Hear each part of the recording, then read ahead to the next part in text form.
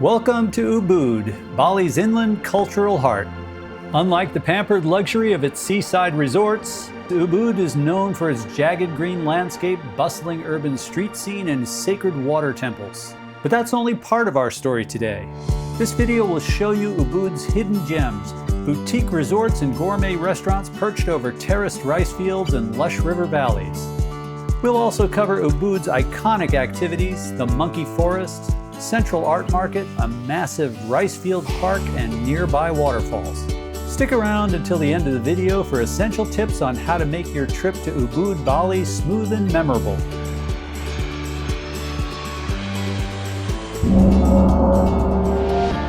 Hi, this is Peter, and you're watching Peter and Selena's Guidebook.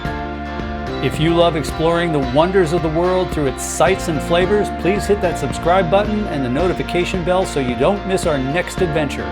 So let's get started. Ubud sits about 25 kilometers north of Denpasar, Bali's provincial capital in Gianyar Regency. Unlike the southern limestone cliffs just 1 hour south, Ubud is built across tropical ridgelines, carved by a network of rivers that create lush hidden ravines. This video will show you why Ubud is an ideal base camp for exploring Bali's lush river-carved heartland. First up, Central Ubud. The town's bustling atmosphere is a beautiful collision of Balinese tradition and urban soul. The buzz of scooters fill the airwaves and retail shops spill onto the sidewalks. During the semi-annual Tegalalang festival, the streets were festooned with penjures, decorative bamboo arches that are actually sacred offerings of gratitude. Here in the center of town, the traffic doesn't stop for red lights, it stops for the gods. We were lucky enough to see this firsthand, a long ceremonial procession, a sea of white lace, woven palm, and gold-leafed headgear. The art market is dense and colorful, filled with vendors offering local crafts, textiles, carvings, sculptures, and specialty foods. Across from the market is Ubud Palace, built about 200 years ago and still operating as a royal residence. The palace follows an ancient design code that uses human proportions to align the architecture with the universe. In the evenings, you can buy tickets to the Telalagang dance, Bali's most famous traditional performance. Right down the road is the Puri Lukisan Museum, which documents the evolution of local Balinese art, sitting alongside pieces from European artists who settled here in the 1930s. Just a short walk from the center of town, the five-star Komaneka Resort feels worlds away. We'll cover this exquisite jungle edge retreat in a few minutes, but next, we're off to Ubud's famous rice fields for an absolutely breathtaking lunch. If you want the best view of Bali's lush rice terraces, skip the crowds and head straight to Tiz Cafe in Tegalalang. Located just 20 minutes north of Ubud, this bamboo masterpiece of local artisan craftsmanship overlooks the iconic Chuking rice terraces, with a panoramic vista that will take your breath away.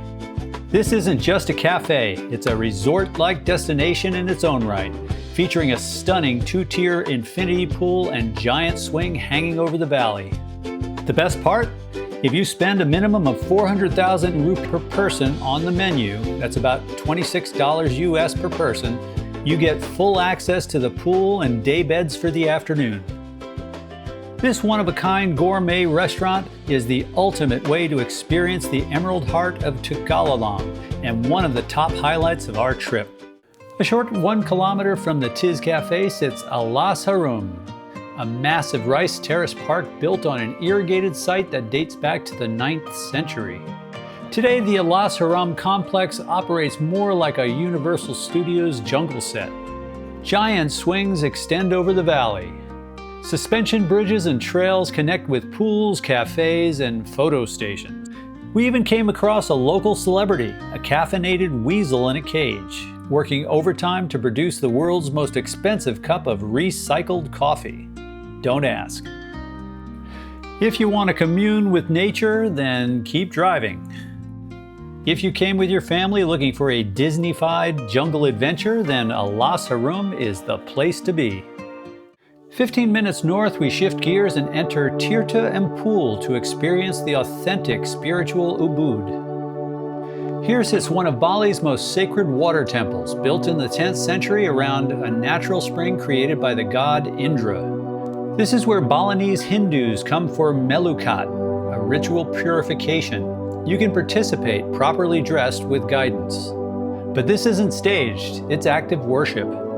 Offerings go down daily, incense burns nonstop, rain or shine.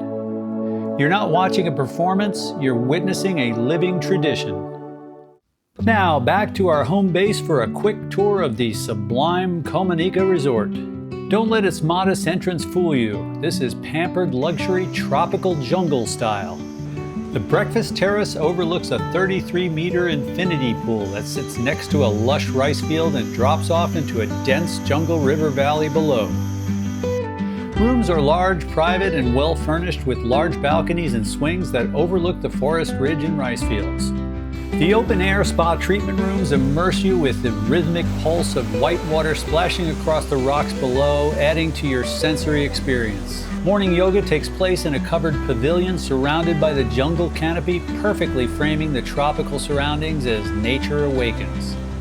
Just a 15-minute walk from the hotel is the Sacred Monkey Forest Sanctuary on the southern edge of Ubud. Over 1,000 long-tailed macaques live within this sacred sanctuary forest and temple complex. They're used to humans. They understand zippers, pockets, and a whole lot more than you think. Here, loose sunglasses, phones, and water bottles tend to change ownership very quickly. Staff are present, but prevention is easier than recovery. It's one of Ubud's most visited sites for a reason. Ancient stone structures under massive banyan trees create a primeval setting that feels older than the surrounding town.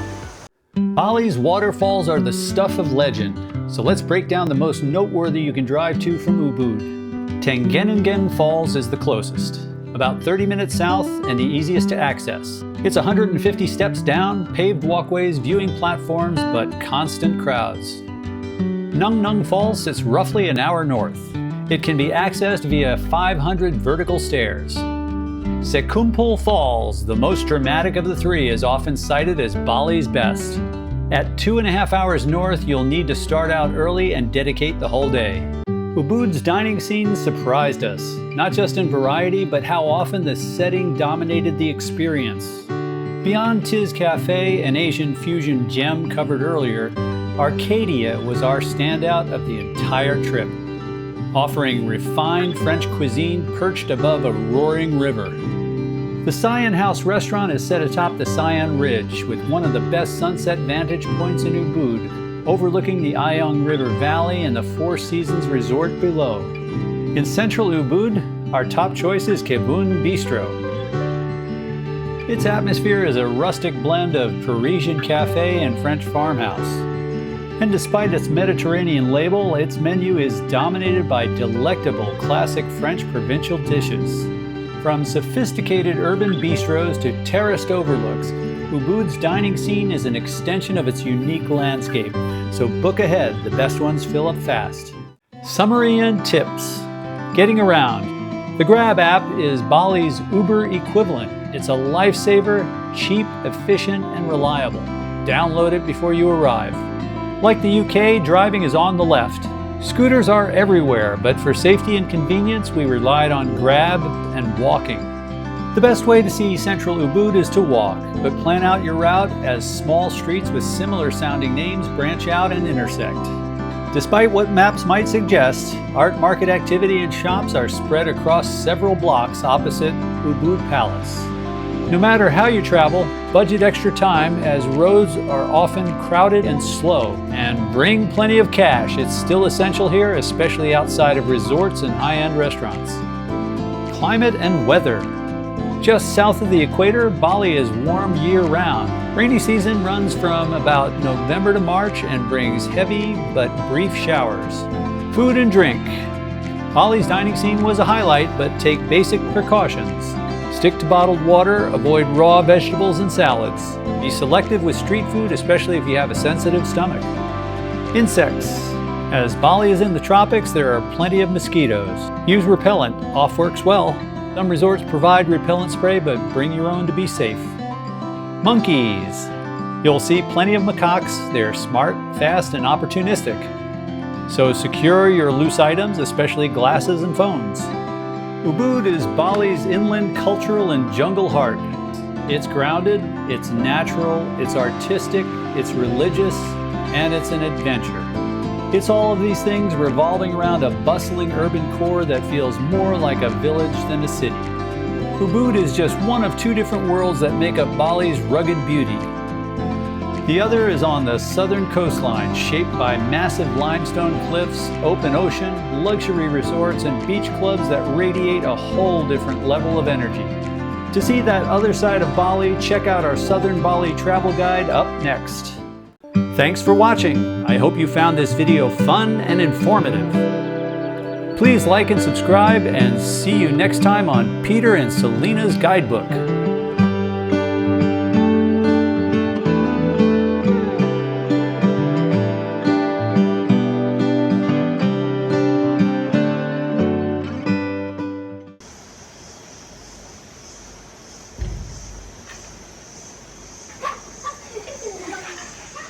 Hold on, I can't touch it. I will change the direction.